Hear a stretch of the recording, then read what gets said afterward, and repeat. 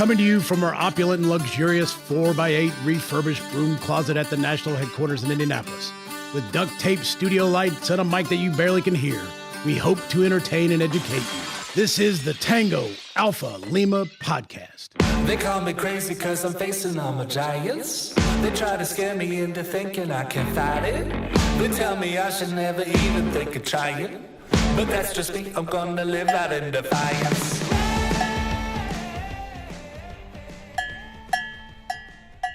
More cowbell, more cow. Did you like my changing my wow. my helmet? I'm speechless. You are a special man. And then you brought up Do you know how much? cowbell. Yeah, I got my Mississippi State, the NCAA champion football team this year. We are well on our way, folks. Well on our way. CV, I would give you props, but you brought so many yourself. I love it. I love it. I got it's. You know, for a room that's, again, 4 foot by 8 foot, I got a ton of crap in here. So it's like every day something new. But everybody else, welcome to another edition of the Tango Alpha Lima podcast. I am Mark Seavey, your boatman on the river Styx that is this podcast. And we are having a day. What? Yeah. You are the what? Why don't you just go with the ferryman, all right? Why don't we just stick with musical themes? Well, yeah, Sorry. Super producer Holly has given me the earworm that is the unicorn song, and I'm really glad that I wasn't being recorded while I was doing the unicorn song dance. But if you guys ever go to Murphy's in Old Town Alexandria, you got to know the unicorn song. You're not going to live very long without knowing the unicorn song. Oh boy. I am joined, as always, by my two co-hosts who obviously adore me and think I'm just the greatest thing ever. We've got Ashley giving her face there, and then Jeff in his, I don't know, is that pink? Is that peach? What do you got going on there for a shirt? Coral. Is it coral? Coral. I would never. If there's not a crayon called coral, I wouldn't have There it. is a crayon It is called coral. So you got my okay. C's Then that's all messed then up. that's what it is. Then that's what it is. Then it's coral. It sounds like coral. You know what? Coral. I'm a fashionable and secure You're a man. fashionista. You're out in Hollywood doing your thing. Well, fashionista is gender specific, Ashley, and I would ask you not to project your gender normatives onto me. Thank you very much. You're definitely the Tim Gunn of our generation. There's no doubt about it. I like that. That's good. All right, we'll go fashion. I don't even know what is. Fashionistas. Fashionistas? I don't know. Fashionable. Who was that guy? Was it Mr. Blackwell? Was he the guy that always critiqued people's clothes at like the Oscars or something? You know who I'm talking about? Before Joan Rivers? Tim Gunn is the only sartorial, elegant guy I know, and I only know him from How I Met Your Mother. But I know my wife watches him on what was that? What was the show where they make all kinds of dresses and stuff? Was it? Oh man, I'm a single man. I don't watch that kind of TV. Oh, Project Runway. If you stay single, so you don't have to watch Project Runway. Highly recommend not watching that show. But when I was first dating my wife, and I had to go through the fake act of actually liking her TV programs, like Project Runway, brutal, just not my scene at all. All right, so we should probably talk veteran stuff on this here Veterans podcast rather than fashionistas, which I'm still not certain is the gender-neutral fashionista. But all right, we will start with topic 1, and I know you guys are excited about this one because we talked about it earlier, but article from military.com entitled "Unicorn Made Famous by Shark Incident Floats into History at the Coast Guard Museum." And I love this first paragraph. In the video, it can be seen drifting at sea, a rainbow bright mythological equus cast aside as swimmers from the Coast Guard cutter Kimball clambered out of the water and away from an uninvited shark. Despite calls for the swim watch to sink the Unicorn, the giant inflatable darling of the Kimball's now infamous August 26 swim call was retrieved from the Pacific Ocean and will now have a new home at the United States Coast Guard Museum in New London, Connecticut. Museum staff posted a photo Thursday of their latest acquisition, which will join the museum's collection of mascots. The Kimball's Unicorn Swim Floaty will be displayed alongside such objects as the Lighthouse Keeper's Salty Rabbit and Captain Cluck, the mascot of the service's aviation forces. Now, I actually had to do some Googling to figure out what these two things were, but another article I read today says that the unofficial mascot of the Coast Guard was a stuffed rabbit from World War II that a Coast Guard chief intended to give to his children, but ended up as the ship's mascot. That's apparently the stuffed rabbit. Salty Rabbit is his name. And then Captain Cluck is a tin rooster that has become the mascot of the Coast Guard's aviation branch. If the Coast Guard doesn't want us to make fun of them, they've got to stop doing things like this. Jeff, what do you got? Hold on, Stevie. I'm checking flights to Connecticut because that museum is now a must-see event.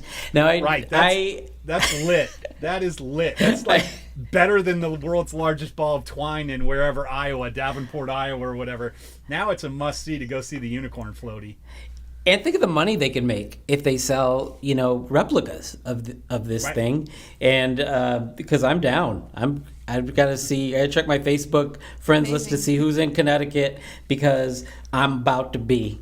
If I can see Captain Cluck, Salty Rabbit, which should also be a dish that they could make, Salty Rabbit, and and Captain Cluck. I mean, those could all be dishes at like the local pub. Like if that is right outside of the museum, like that is what I would do. I put my marketing hat on. I'd be like, we're gonna have desserts named after like unicorn, rainbow unicorn, and vanilla bean ice cream with a dash of sprinkles, right? And then we could have the salty rabbit, right? Could be like some soup. I'm really hungry right now. I don't know if y'all can tell. And then like the chicken, like just pair that with a waffle, and it's gonna be a great time. I'm just saying, goals, and then they could like write Coast Guard with syrup on it or something. I don't know. I honestly I double checked and made sure I was on Safe Search before I looked up Salty Rabbit and Captain Cluck, because I could just, you've got to assume those are Urban Dictionary terms for something, and I didn't even want to know what it was, but wow. Wow. What is it? Tread lightly, tread the water lightly, very appropriate for this conversation, right? Wow. Wow. What a story. Can we just say that picture that they posted with the I think it's the curator, and she's like pointing epically. Right. It's like I just wow. I was like, this is brilliant. I need I someone would think in, of all. Okay. I want someone in like an ascot and a top hat, and it's like over here we have some modern architecture, and then over here we have It's like you go to the mall, Floaty the unicorn. It's like, what are you doing? You can hear him going, we're walking, and unicorn, we're walking, Captain Cluck. Now, it's also interesting to me that this is it's a story. It's a good story because of, the sharks. But I can't imagine any other branch where this would be a story. Well, the thing that is flummoxing to me is that last year's #1 badass video that I saw was this Coast Guard guy leaping off the boat onto a submarine and then trying to punch his way into it, right? That was the drug bust, right? The dude was awesome. Oh my God, banging on the hatch. I'm just like full speed, still moving, water brushing over, and he's like pounding on it. I was like, what the hell? That guy should have a wax figurine in the Coast Guard Museum, but instead we've got an exhibit for Floaty the Kimball unicorn, which It'll is be super easy to put in the gift shop. You just order them in bulk, and it's like, take one home with you today, and they just slap a sticker on it. Your kid will enjoy it too. Slap it right on the rear. That guy that was jumping on the drug boat, I bet he was soothed by having an inflatable unicorn when he got back onto his own ship. Right. I remember seeing that video, and it was the last thing they kind of pan over, and the thing's just out there by itself. Leave no man behind, and they left that raft, and now that raft is being immortalized. Well, I can't believe they're talking about sinking it. Like, what would sinking an inflatable unicorn do to discourage the shark? He'd be like, oh my, they've got friendly fire on their own unicorn floaty, so now I should leave them alone. The whole thing was crazy. But at that point, you can't you're just reward gonna upset wildlife conservatives, because then you're just putting plastic right in the ocean, and then they're going to say, oh, you're responsible for it. Right. No. Yeah. Opens Well, did you say wildlife conservatives? I think you meant conservationists. Conservationist, I think, is what she meant. Oh, I'm sorry, conservationist. Those are two different people. Two completely different people. I got politics on the brain. Excuse me. I just watched the debate. Oh boy. no. So Man. she said the word. So sinking the thing, you can't reward the shark by letting the shark attack it, because then no inflatable unicorn will ever be safe. That's That's right. all. That's right. Set Yeah, the precedence. Got it. Jeff, when you're right, you're right. You can't. If you sink this one shark if you sink this one floaty to appease the sharks, then the sharks have already won. So I'm glad he didn't. You have to refuse an unlawful order, and the order to shoot Kimball, the inflatable unicorn shark, was clearly way out of bounds. So I hope someone's being punished for the order to shoot it. And I applaud the United States Coast Guard Museum in New London, Connecticut, for having a sense of humor. So there you go. All right, we will take our first of many commercial breaks here now. We'll only have 2, but we probably need a lot more than that. But let's take our first commercial break here, and we will be back with more unicorn talk in just a few minutes. Ding-a-ding, ding-a-ding. If you care about disabled veterans and children in need, and we know you do, donate today to the American Legion Veterans and Children's Foundation. Any amount helps. Donate online at legion.org/donate. Actually, we're not talking anything unicorn now. Rainbows. All right, we are back, and Ashley is appealing to the great rainbow god, apparently. I'm not sure what's going on there. Jeff, what story do you have for us today, buddy? I'm trying to figure out what you guys are doing to me. I used to be on this show. I used to be the one that brought the levity and the ha-has and the chuckles, and you guys keep giving me stuff that sends my blood pressure up, and I want to rant. But today, this is good and bad. I mean, it starts rant worthy because of needless death of veterans, but it's what we're seeing now are COVID deaths at veterans' homes are becoming criminal, and people are being prosecuted, and we love guilty people being prosecuted, especially when harm is done to the aforementioned veterans. So there is a story, and there's 2 stories that we looked at today for our preparation. One was in New Jersey, and 100 people died there. That's ridiculous in and of itself. But then further away on the coast of the country, the east coast of the country, in Holyoke, Massachusetts, This is how things are starting to go down. 2 former leaders at the Holyoke Soldiers' Homes were indicted Friday on criminal charges in connection with the COVID-19 deaths of nearly a dozen veterans. 5 investigates first reported. I was reading the commercial that they wrote into the opening of their story. Former Superintendent Bennett Walsh and former Medical Director Dr. David Clinton were indicted following an investigation by State Attorney General's office. So we're talking about a lot of veterans dying here. This isn't an accidental one-off or two-off. This was either neglect, most likely, or something even a little more evil doing than neglect. But we're talking about, so this goes on to say at least 76 veterans died with COVID-19 at that home, and dozens more became infected beginning in March. If we are finished with our service and we are fortunate enough to get to an age where we need people to protect us and our state of living, right? That's their job, is to keep us alive, and they cannot be trusted. At least now they're being prosecuted, and hopefully there's an incentive for better care in the future. Mr. Seavey, I don't know what you think about this, but I'm sure you have a rant waiting inside of you as well. You know, I don't. It's taking it to the next level. The criminal level is you know, you've got to go beyond just the negligent at that point to become, you know, really responsible for this. But think about it, the deaths at the Holyoke facility, and I've been to that facility, that started later in March, and by then we had a pretty good grasp at least of the danger that was posed by COVID. I mean, by the time people were getting sick, they'd already shut down the NCAA tournament. We'd already had all these deaths out in Washington State.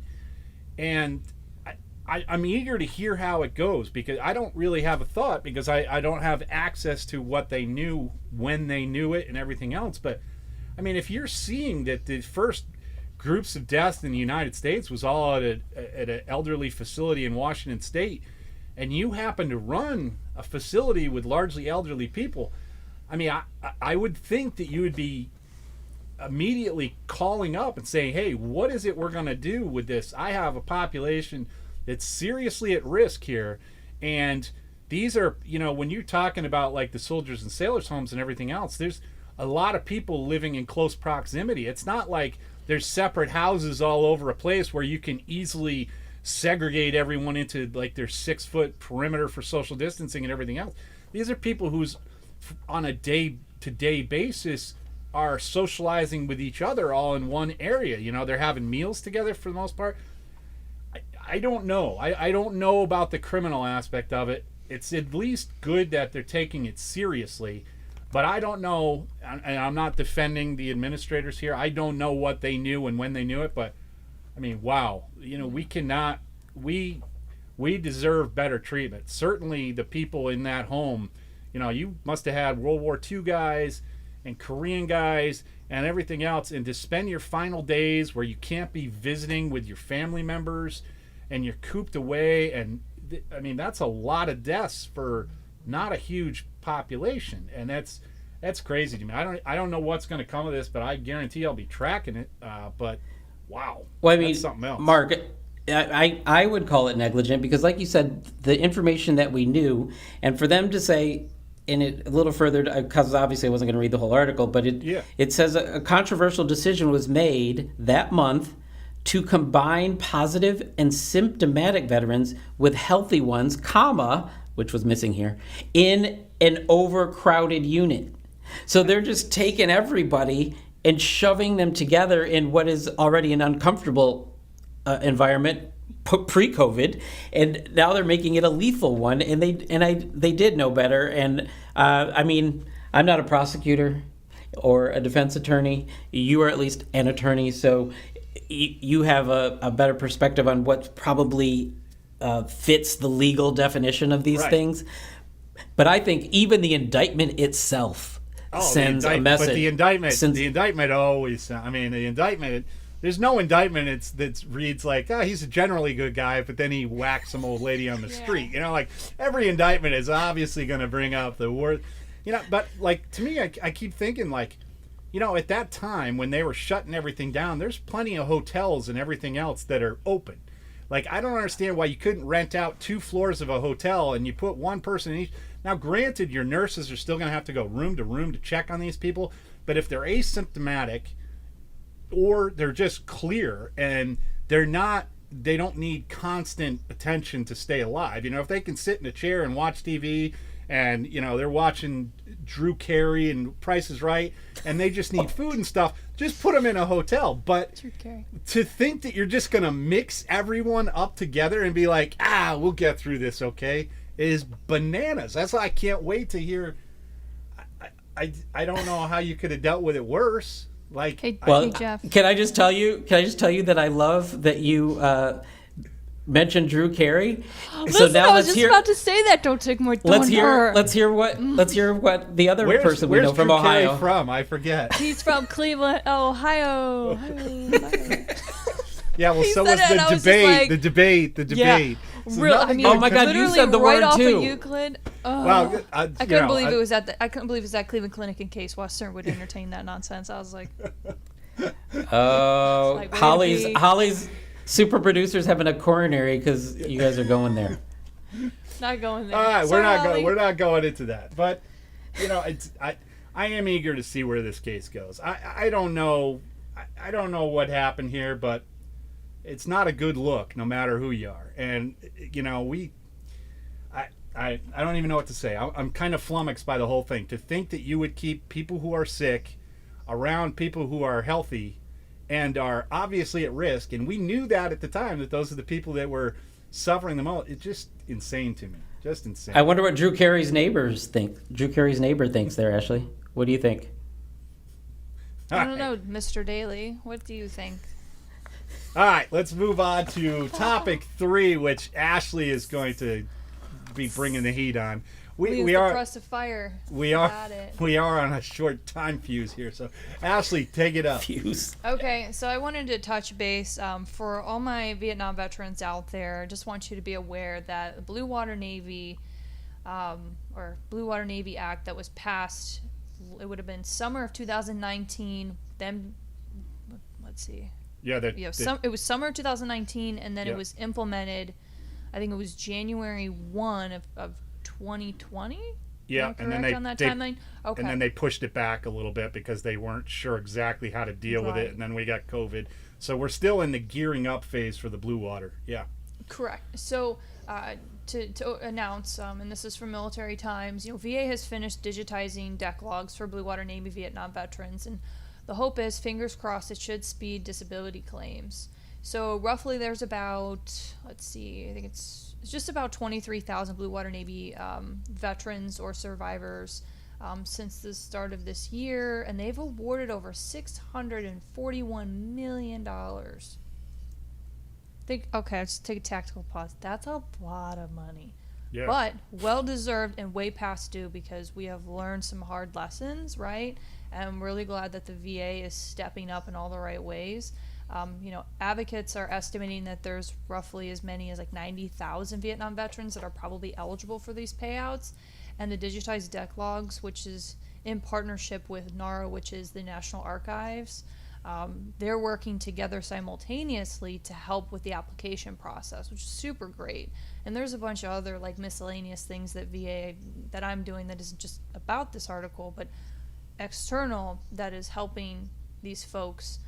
So highly encourage anyone who has served, Republic of Vietnam within the area with the X number of miles, with all of the, constituting factors that are with this element. Blue Water Navy, check out the VA website.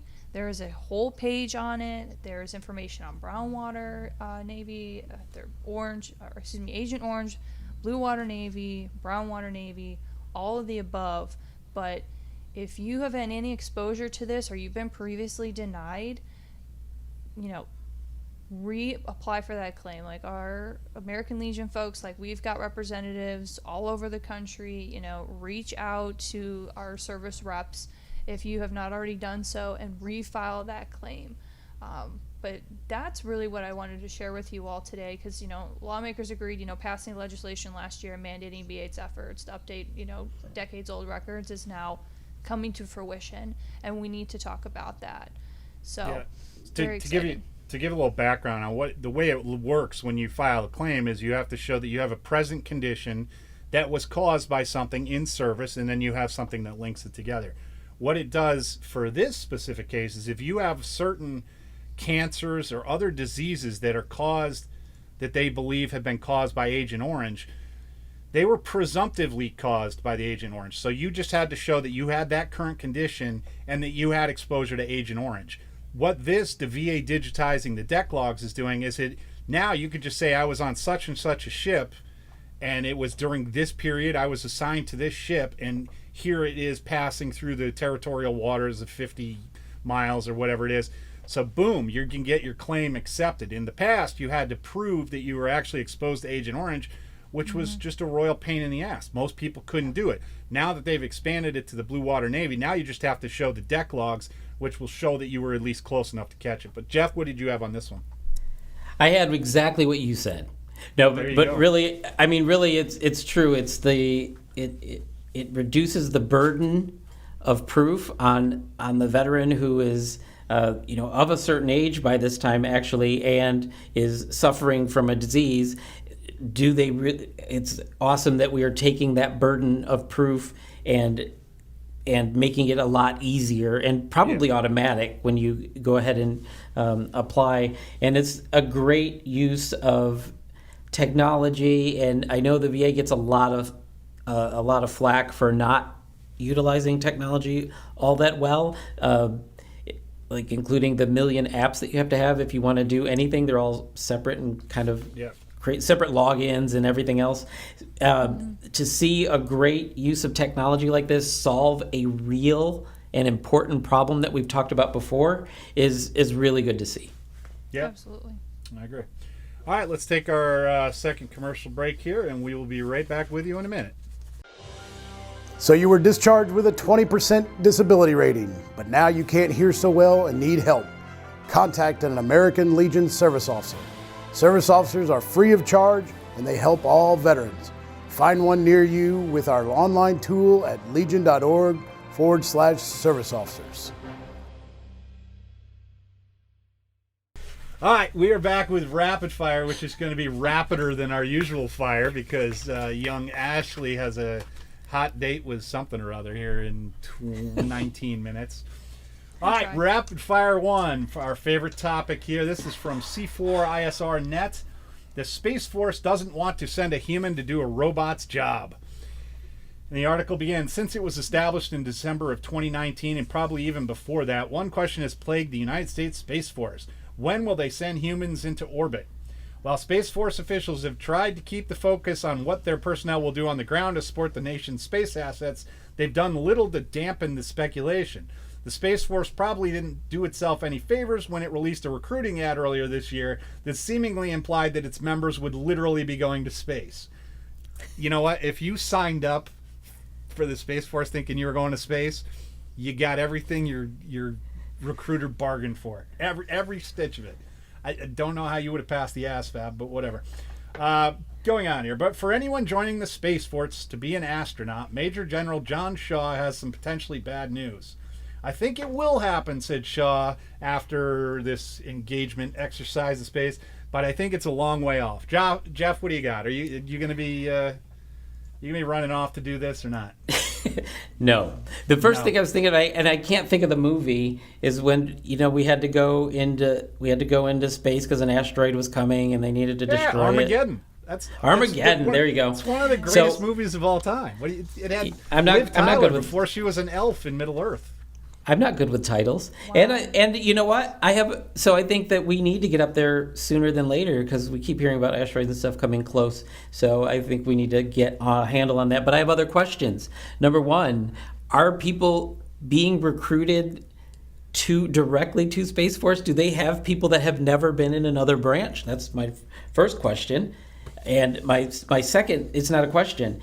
Further in this article, we've had an ongoing question about what these people are called because they've said they're not going to call them spacemen. They can't call them Trekkies. They're kicking this down the can. They're just calling them airmen. That's it. That's ridiculous. Mind you, and there's sad. not a lot of air out there in space, but yeah, you can call them whatever you want, I guess. Yeah, it's just a whole army of red shirts going off to do their thing, but whatever. I just want to say the other day I did meet 2 women who were in the Space Force. Wow, what did they do? No idea. I didn't get that far. I was like, oh, okay, cool. Sooner or later, there's going to be like, can you read, I'm a meteorologist in the Space Force. Like, what? What are you talking about? Like, there's got to be all kinds of weird things out there, but like, yeah, again, why send people when you can get robots to do it? If I've learned nothing from Terminator movies and, Starship Troopers, it's that machines can always be trusted. Did you guys see the the video of the dog walking down the street, the robot dog? No. Okay. No. They've started doing this. They've got this robot dog thing, and it walks itself around the neighborhood. People keep seeing it, and all the conspiracy theorists are like, run it over, shoot it. That thing was on Black Mirror, and nothing. If it's been on an episode of Black Mirror, the prognosis is not amazing. I'll just say that.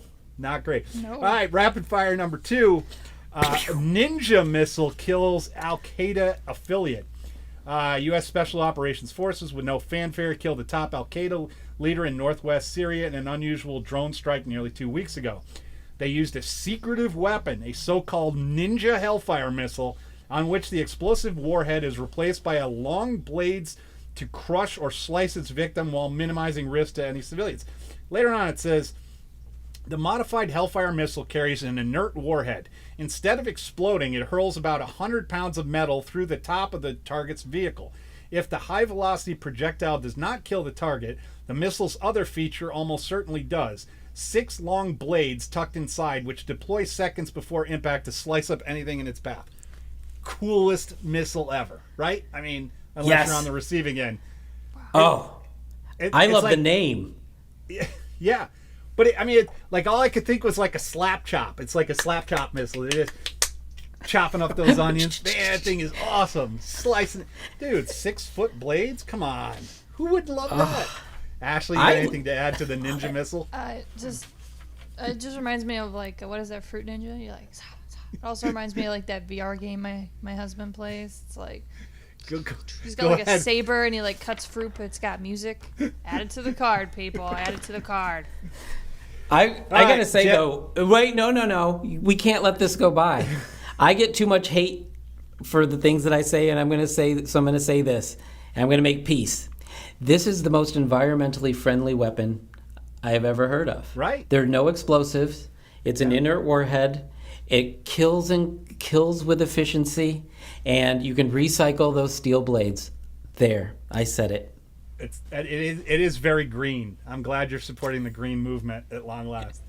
All right, rapid fire number 3. Marines behaving badly. Jeff, you get to defend the entire Marine Corps.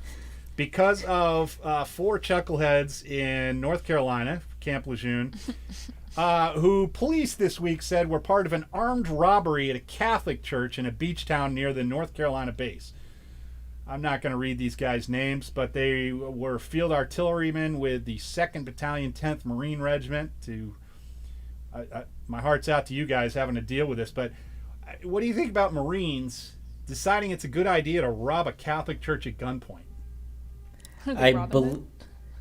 I believe that they're part of that 3% of, I don't know if we can, I'll just say crap birds.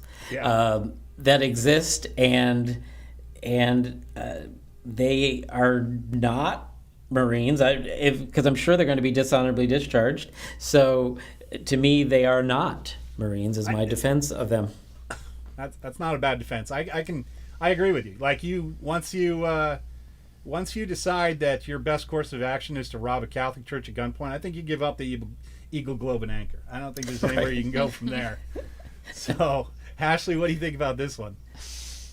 Right? I mean, I can't. That's the deepest thought you've had all day. Thanks. I mean, you're so like sweet. no one's saying you're going to get uber wealthy being in the Marine Corps, but like your housing's paid for, your food is paid for, you're Can't getting a imagine what they're salary. spending their money on. Right? It's I could imagine. I have a few thoughts. Yeah, But yeah. There's a couple of establishments outside Camp Lejeune that I'm sure we're looking forward to this, and not just check cashing in tattoo parlors, but this is insane. Crazy people. All right, rapid fire number 4 from Fox News. Former VA Secretary urges Department to move on burn pits. And this is former Secretary of the VA, David Shulkin, who said, I think the VA is a terrific organization that does many, many things exceptionally well. But the area that I think we continue to make the same mistake on for generalizations in veterans is our benefits area. We put the burden of proof back on the people who need our help and who are sick. And we make them show us the scientific evidence and the documentation of how they were injured. And I think that's a backward system, he said. We should be giving them the benefit of the doubt. We should be offering them the help they actually need in documenting the evidence for why they may have been injured or disabled in their line of service. Yeah, huge applause to David Shulkin. On point. Like, couldn't All be of it. more accurate. He's diagnosed it. And again, like we pointed out with the Blue Water Navy thing, the costs are going to be sky high. But I got news for you. These are the costs of waging war These are the nowadays. costs of waging war. Yes, thank you. Until we go completely robotic, this is a continuing expense from the war, and it should be treated as such. We're not going Jeff. robotic. We're not going robotic in space. Why would we go robotic here on Earth? So I would repeat what you said. Not only would I will. That if that person, the former VA lead having to tell the current VA that this is important is kind of not cool with me. And I think that they need to read the Blue Water article about how the VA is trying to get ahead of, late in the game, but they're trying to get ahead of the Blue Water situation in a really efficient way with the burden of proof. Like that burden of proof is huge problem for a lot of people. Yeah, the VA is in a bad spot because they are dealing with a lot of volume. And so when you start opening up new channels like the burn pits and like the Agent Orange for Blue Water Navy, it's difficult. And I empathize with the VA, but he's right. And I don't think this was geared as much towards the VA secretary as it was Congress, because at the end of the day, it's Congress that has oversight, and they're the ones that are going to need to push this. Yeah. I'm sure the VA secretary is like, whatever orders come down the pike, I will follow to the utmost of my ability. Absolutely. But it's got to come from somewhere else. And at the end of the day, the VA is only as good as the appropriations that are done for VA. If you don't give VA enough money, enough outlays to do what they need to do, then there's no sense in asking them to do it. So as a society, I think all of America needs to come together and realize that this is an ongoing cost of war, and it's not going to go away. It's just not. And maybe you should think about that the next time you guys want to send us off somewhere, that there's going to be these residual costs that maybe people haven't factored in. And, in the case of burn pits, maybe if they had done something better from Jump Street, instead of just lighting fires and throwing medical waste into it right next to where the troops are living, that would have been a good idea. I get that it's not always a tactical solution, that there's problems, but crazy. Woo, right. CV. Yeah. That was thorough rapid fire. Woo. I have no comments other than nail on the head. Totally agree. We have work to do, and it has to be initiated by Congress, because the VA won't do anything until it's in fine writing. Yep. So we can complain as much as we want, but we have to hold our leadership accountable, our elected officials accountable, and we have to push the issue. Ashley, you got a shout out today? I do. So all right, I want to give a shout out to the late and great Justice Ruth Bader Ginsburg.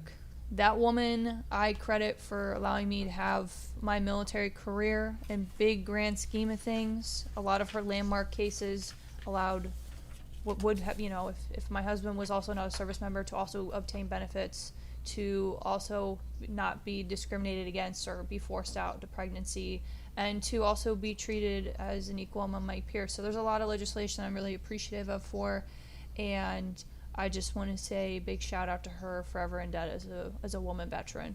So that's my shout out. Jeff?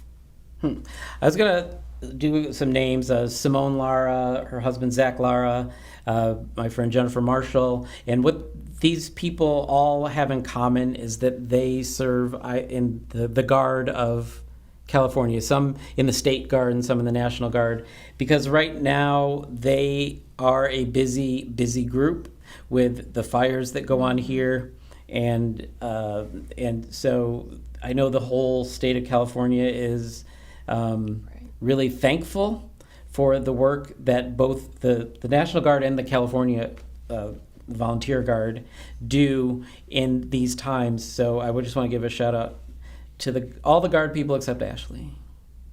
No, even you, Ashley.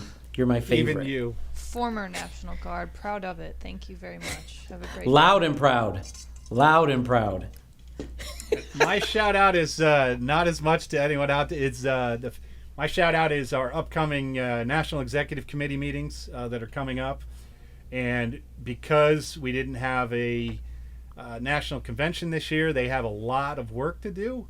And on top of that, we have to do it all over Zoom, which makes it even more difficult. So my hat's off to all the tech guys who are working on making sure the meetings are happening, and to all the NEC-men out there who are having to go through all the paperwork beforehand.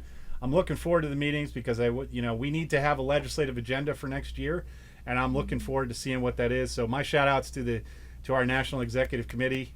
They do a lot of work that you guys probably don't know about, and because we didn't have a convention this year, it's even more difficult. So my shout out to them.